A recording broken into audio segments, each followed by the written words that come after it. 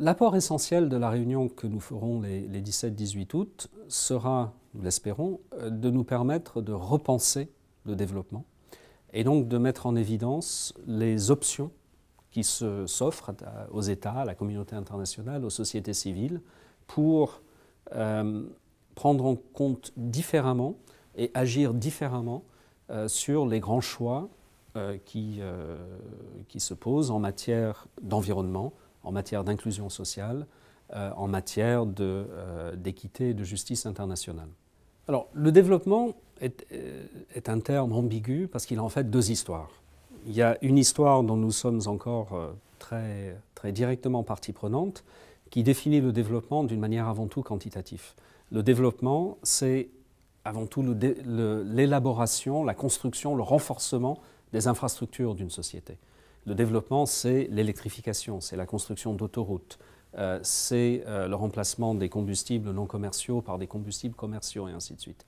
Et historiquement, effectivement, le développement des sociétés a été corrélé avec cette augmentation quantitative et technique des moyens de production et des moyens de consommation. Mais depuis le rapport Brundtland en 1987, Notre avenir commun, qui avait le premier défini sous l'égide des Nations Unies la notion de développement durable, on a une notion un peu différente qui est plus ouverte, qui est celle du développement comme satisfaction des besoins humains. Le développement durable étant la satisfaction des besoins humains actuels sans préjudice pour la satisfaction des besoins humains futurs. Et si on parle de satisfaction des besoins humains, il n'est pas certain que les modalités traditionnelles du développement y contribuent.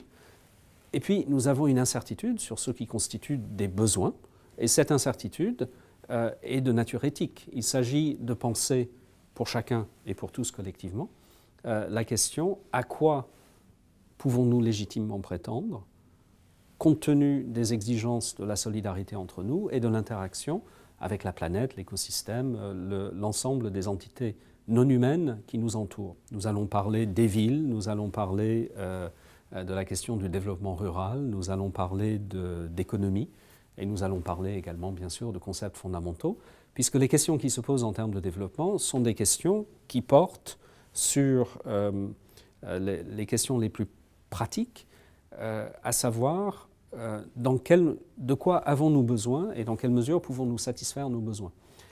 C'est la question fondamentale qui définit le cadre de vie de chaque être humain et c'est la question fondamentale sur laquelle portent les grands choix politiques.